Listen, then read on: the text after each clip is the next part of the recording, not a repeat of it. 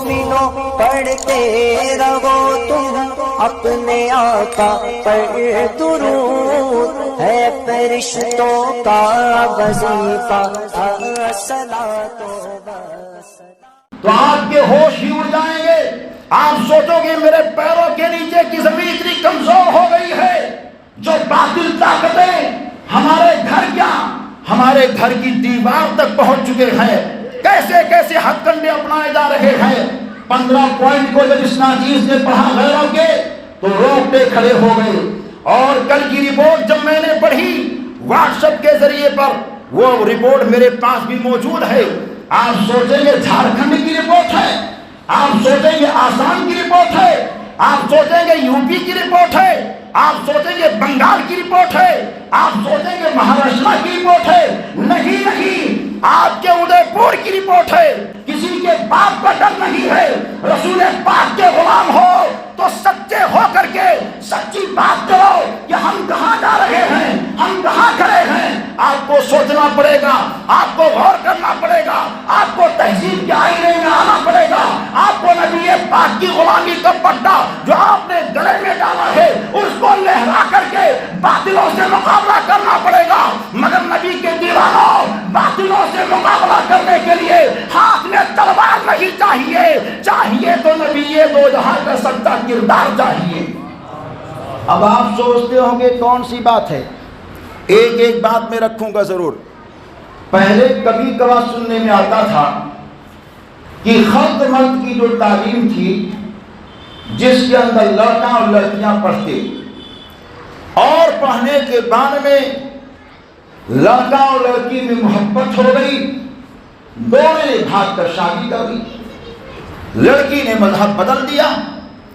غیر کے دین کو اپنا لیا، اس کے نام پر اپنے آپ کو قربان کر گئی۔ یہ کبھی کبھار سننے میں آتا تھا، اور دوسرے دھرم کی لڑکیاں بھی ایسا کرتی تھیں، لیکن اب یہ سننے میں نہیں آ رہا ہے۔ امراوتی کے تعلق سے بتایا گیا ہے کہ تقریباً 3 سال میں ہر مسلم لڑکیوں نے غیر دھرم کے لڑکوں سے محبت کی، اور محبت ہی نہیں کیا، شادی کی، شادی ہی نہیں کی، بچوں کو پیٹ میں ٹھہرایا، اور صرف بچے ہی نہیں ٹھہرائے بلکہ مذہب اسلام کی گستاخیاں ان سے کرائی گئی، نبی پاک کی شان میں بے ادبی کے الفاظ بلوائے گئے، خدا وحدہ لا شریک کی شان میں گستاخی والے جملے ان لڑکیوں سے بلوائے گئے، کتابیں لکھوائی گئی، تحریریں لکھوائی گئی، ان کا فوٹو دیکھو، ہم سوئے ہوئے ہیں، کیا کیا ہو رہا ہے۔ آپ کہیں گے پہلے ادے پور کی بات بتاؤ، ارے بھائیوں جلدی مت کرو، میں بہت جلد آپ کے پاس آنے والا ہوں کہ آپ کے قدموں کے نیچے کیا کیا ہو رہا ہے۔ نہیں پا رہے ہیں، ہمارا سماج کہاں جا رہا ہے، ہمارا معاشرہ کہاں جا رہا ہے، ہماری سوسائٹی کہاں جا رہی ہے۔ کل کی رپورٹ جو خالی پیر کی آئی ہے، لیبل لگا ہوا ہے کہ ایک غیر مسلم لڑکے کے ساتھ لڑکی فلاں سماج کی، اتنے عمر کی، اس کا موبائل نمبر یہ ہے، لڑکے کا موبائل نمبر یہ ہے، اس تاریخ کو دھرم پریورتن کر کے فلاں کے ساتھ شادی رچانے والی ہے۔ ہم کو خبر نہیں ہے، ہم سوچ رہے ہیں عید میں 5 جوڑے کپڑے بچوں کو سلا دیے، بہت بڑا جگ جیت لیا، بڑے بڑے چودھری بننے والے، بڑے بڑے عہدوں پر ناز کرنے والے، اپنے گھروں میں بیویوں کے سامنے سر کو جھکا کر رہنے والے، ایمان سے آنکھیں لگانے والے، بہت ساری بکواسیں لوگ کر رہے ہیں۔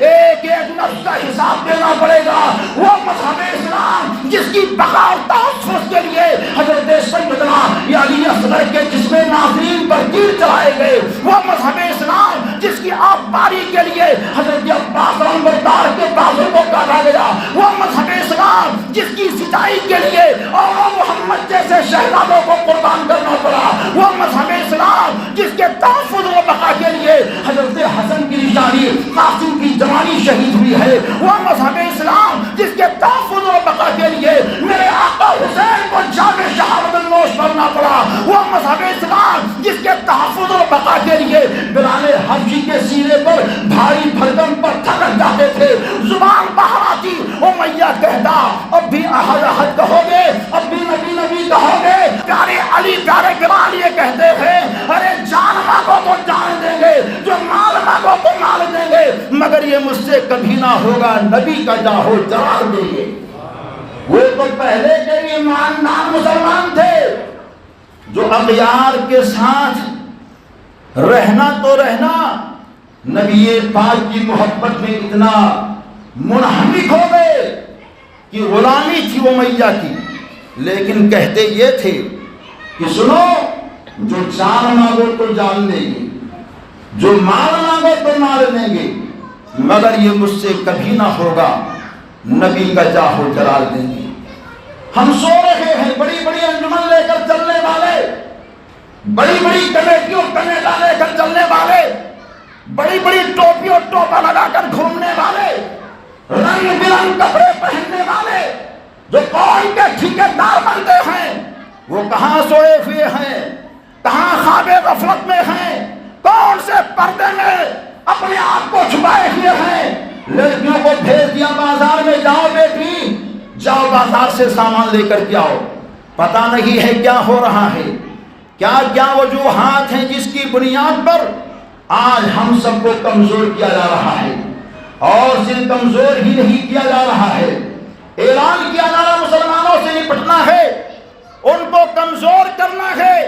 تو ان کی بیٹیوں سے نکاح کے بجائے بیاہ کرو، شادیاں کرو،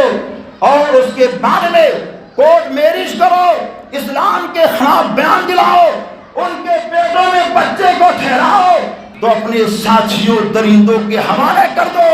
ایسی بلاکاری ہوائیں چل رہی ہیں، مگر آج ہم کہاں ہیں، کیسے ہیں، کس حال میں ہیں، ہم سوچ نہیں پا رہے ہیں۔ آج تو ایک دوسرے کی کھینچتان میں ہماری سانس اکھڑ رہی ہے۔ ہم دیکھتے بھائی بڑھ رہا ہے تو اس کے پیر کو کاٹ دو، توڑ دو، اور ایسے حالات ہوتے ہیں پڑوسی ترقی کر رہا ہے تو اس کو گرا دو، اس کی گاڑی چل رہی ہے تو پنچر کر دو، وہ کبھی ترقی نہ کر پائے۔ ارے نادانو، تم کو لڑنا ہے تو ان سے نہیں لڑنا ہے، لڑنا ہے تو ان بدماشوں سے لڑنا ہے جو دھرم کے نام پر قوم مسلم کی بچیوں کے ساتھ کھلواڑ کرتے ہیں۔